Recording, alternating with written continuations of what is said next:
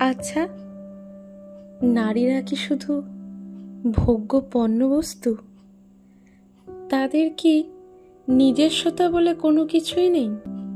তাদের তো জন্মের সাথে সাথেই আত্মত্যাগ শুরু হয়। তবে কি সে আত্মত্যাগ শেষ হবে কোনো নরপশুর হাতে? তবে কি এই পৃথিবীটা মেয়েদের জন্য না? তাদের কি কোনো অধিকারই নেই এই পৃথিবীতে? কেবলমাত্র পুরুষতান্ত্রিক সমাজে তাদের সামান্য একটা কীটের মতো বেঁচে থাকতে হবে? একটা সামান্য কীটেরও বেঁচে থাকার অধিকার আছে, কিন্তু একটা মেয়ের নিজস্বতা বলে কিছুই নেই। এমনকি এই পৃথিবীতে তার বেঁচে থাকারও হয়তো কোনো অধিকারই নেই। মানুষরূপী এই নরপশুগুলো এটাও ভেবে দেখে না, তারা যাকে দিনের পর দিন নির্যাতিত করছে, অপমান করছে, লাঞ্ছনা দিচ্ছে, সেই মাতৃগর্ভ থেকেই তারাও একদিন জন্মেছিল। তারাও সেই যোনি থেকেই উৎপত্তি হয়েছিল, কিন্তু তারা তাদের উৎপত্তি স্থলটাকেই কলুষিত করে দিচ্ছে নিজেদের কামের তাড়নায়। এই তো কিছুদিন আগে আমি যখন ট্রেনে করে ফিরছিলাম, দেখলাম একজন লোক খুবই নোংরাভাবে আমার দিকে তাকাচ্ছে।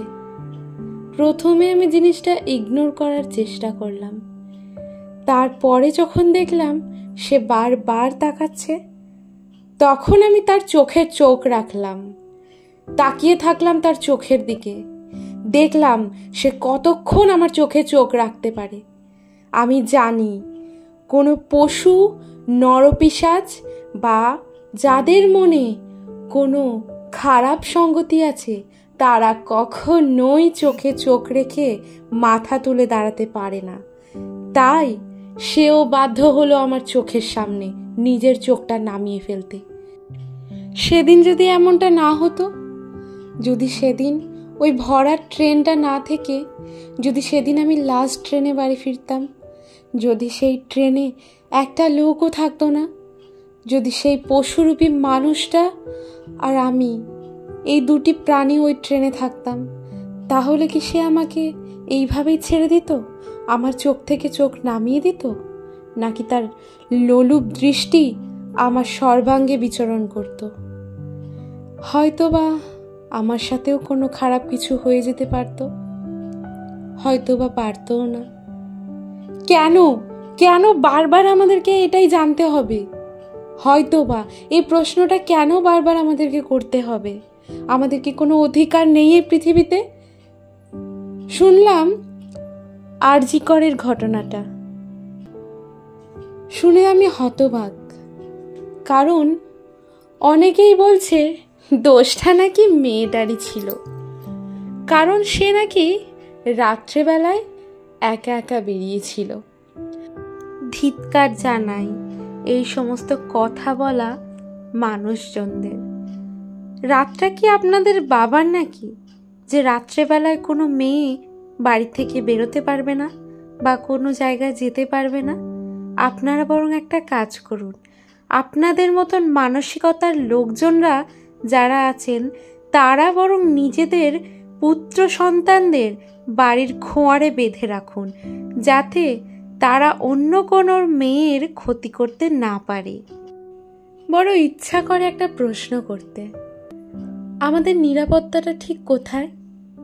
নিজের বাড়িতে, নাকি স্কুলে, নাকি কলেজে, নাকি ট্রেনে, বাসে? কোথায় কোথায় নিরাপত্তা আমাদের?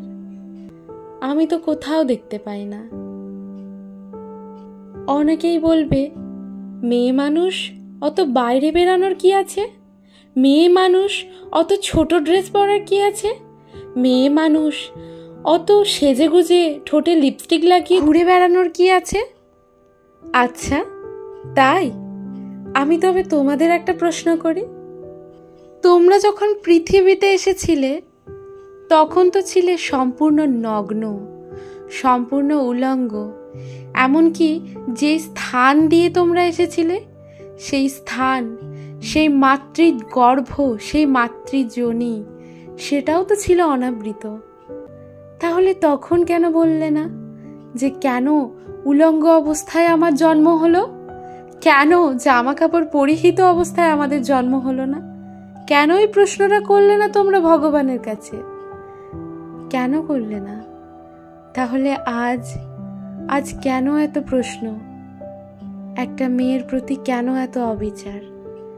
কেন কেউ বুঝছে না সেই মেয়েটির কত স্বপ্ন ছিল চোখে, যে স্বপ্নগুলো আজ বাস্তবে পরিণত হলো না?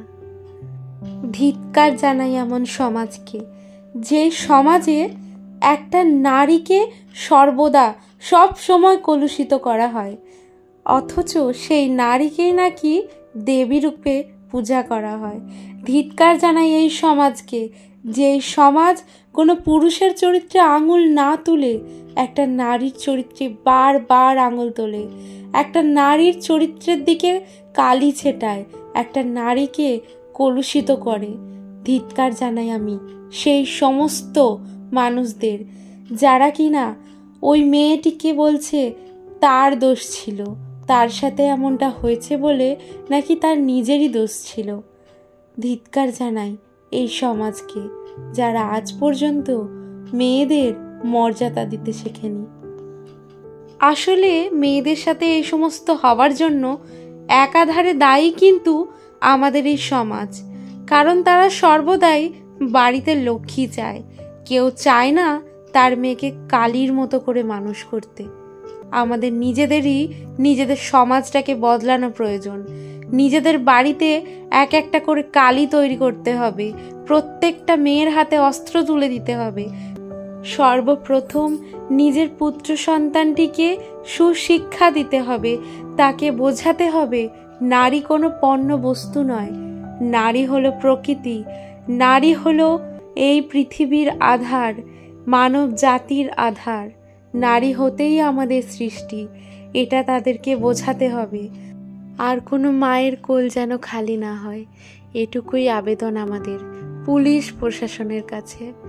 দয়া করে আপনারা আপনাদের কাজটা করুন এবং আরজি করের ওই মেয়েটির সঠিক বিচার করে দিন, তার আত্মা যেন শান্তি পায়, এটুকু আমরা চাই। আর এটা চাই পৃথিবীর আর কোনো জায়গায় কোনো অভয়া, নির্ভয়া বা মৌমিতার এমন অবস্থা না হোক।